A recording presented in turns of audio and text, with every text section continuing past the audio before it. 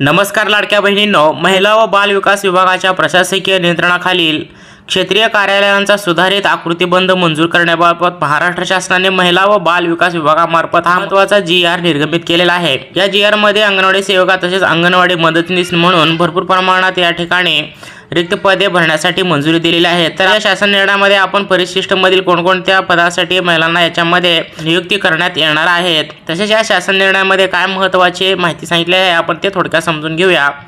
तत्पूर्वी आपण चॅनलवरती पहिल्यांदा आला असेल तर चॅनलला सबस्क्राइब करायला विसरू नका। अशाच महत्त्वाचे व्हिडिओ आपल्याला या चॅनलवरती भेटत राहतील। तर या शासन निर्णयामध्ये पहा आपण थोडक्यात समजून घेऊया।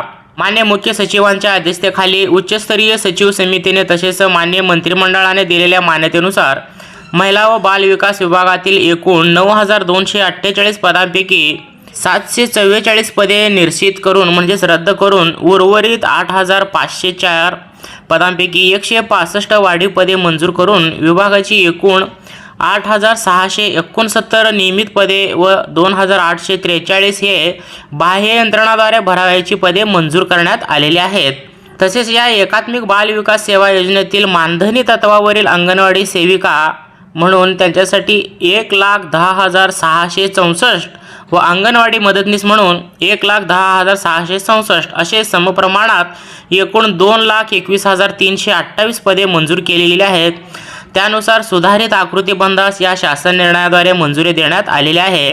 आता या सुधारित आकृतिबंधापूर्वी परिशिष्ट अ मध्ये नमूद पदे निर्माण करण्याच्या अनुषंगाने निर्गमित केलेले विविध शासन निर्णय या शासन निर्णयान्वये अधिक्रमित करण्यात आलेले आहेत। पुढील परिशिष्टे देखील आपण तक्त्यानुसार माहिती पाहणार आहोत। यामध्ये पहा, महिला व बाल विकास विभागातील कार्यालय निहाय मंजूर करण्यात आलेल्या 8669 नियमित पदांचा गोषवारा परिशिष्ट 1 मध्ये दर्शवण्यात आलेला आहे। हे परिशिष्ट आपण पुढील चार्टनुसार पाहून घेणार आहोत। कोणत्या पदासाठी किती राखीव जागा महिलांसाठी ठेवण्यात आलेल्या आहेत आणि कोणकोणते पदे त्यांच्यासाठी या ठिकाणी आहेत। सुधारित आकृतिबंधामध्ये नव्याने 165 वाढीव पदांना मान्यता देण्यात आली असून त्याबाबतचा तपशील देखील हे परिशिष्ट 2 मध्ये दर्शवण्यात आलेला आहे। महिला व बाल विकास विभागाच्या अंतर्गत येणाऱ्या विविध कार्यालयातील मंजूर पदांचा तपशील देखील हे परिशिष्ट 3 मध्ये दर्शवले गेले आहे। त्यानंतर परिशिष्ट 3 मध्ये स्टार करून दर्शवण्यात आलेली पदे हे मृत संवर्ग म्हणून घोषित करण्यात आलेले आहेत। तर या मृत संवर्गातील कार्यरत पदे नियमित पदे म्हणून आकृतिबंधाचा भाग राहणार आहेत। मात्र सदर मृत संवर्गातील कार्यरत पदावरील व्यक्तींची पदोन्नती, सेवानिवृत्ती आणि राजीनामा व अन्य कारणास्तव सदर पद रिक्त झाल्यानंतर ते पद आपोआप व्यपगत होईल। अशा प्रकारचे हे मृत संवर्गातील व्यपगत झालेले पदे आवश्यकतेनुसार त्या संख्येच्या प्रमाणात हे बाह्य यंत्रणाद्वारे भरण्यात येणार आहेत।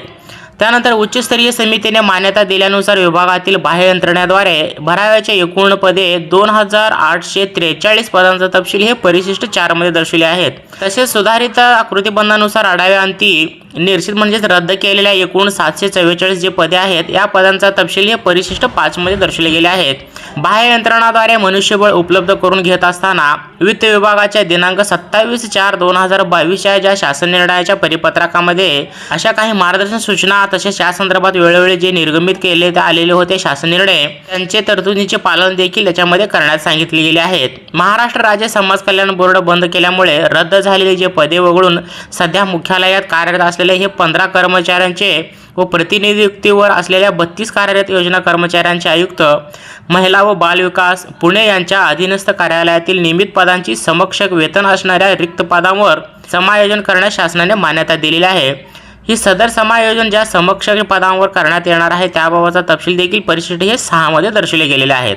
तर यामध्ये बघा कोणते विभाग येणार आहेत। या विभागीय उपायुक्तमध्ये महिला व बाल विकास यामध्ये नागपूर, अमरावती, छत्रपती संभाजीनगर, नाशिक, कोकण व पुणे यांना त्यांच्या कार्यालयाने नियंत्रण अधिकारी तसेच कार्यालयात मुख्य व कार्यालयातील सहाय्यक आयुक्त यांना आहरण व संवितरण अधिकारी म्हणून घोषित करण्यात आलेले आहेत। तर आपण हे परिशिष्ट जे 6 पर्यंत सांगितले गेलेले आहेत त्याच्यामधील पदे आपण थोडक्यात पाहून घेऊया चार्टमध्ये। परिशिष्टामध्ये वेतन श्रेणी सांगितलेली गेलेली आहेत। या परिशिष्टामध्ये वेतन श्रेणी, मंजूर पदे किती आहेत, सर्व या परिशिष्टामध्ये व्यवस्थितरित्या माहिती सांगितलेली आहेत। या पीडीएफची लिंक मी तुम्हाला डिस्क्रिप्शनमधील टेलिग्राम ग्रुपवरती दिलेली आहे, तेथून डाउनलोड करून तुम्ही हे परिशिष्ट व्यवस्थितरित्या पाहून घेऊ शकता। अंगणवाडी सेविका व तसेच मदतनीस म्हणून या पदासाठी महिलांना भरपूर प्रमाणात महिलांसाठी हे जागा मंजूर करण्यात आलेल्या आहेत। अशा महत्त्वाची पदांची मंजुरी मिळालेली आहे। तर आपल्या सर्व महिलांपर्यंत हा व्हिडिओ नक्की शेअर करा। अंगणवाडी सेविका व मदतनीस म्हणून ज्या वेळेस जाहिरात येईल किंवा अशा प्रकारचा शासन निर्णय येईल तर तशा प्रकारचे व्हिडिओ देखील आपल्या चॅनलवरती आपल्याला पाहायला भेटेल। ज्या वेळेस हे पदे भरण्यास सुरुवात होईल तसे अपडेट आपल्याला देण्यात येईल महिलांनो। तर आपल्या सर्व महिलांपर्यंत हा व्हिडिओ नक्की शेअर करा। आतापर्यंत आपण चॅनलला सबस्क्राईब केला नसेल तर अशाच माहिती पाहण्यासाठी चॅनलला देखील सबस्क्राईब करत चला, कारण येणाऱ्या पुढील माहिती अपडेट व आपल्याला वेळोवेळी भेटत राहतील। चला तर भेटूया अशाच महत्त्वपूर्ण एखाद्या नवीन व्हिडिओमध्ये। तत्पूर्वी जय हिंद, जय महाराष्ट्र।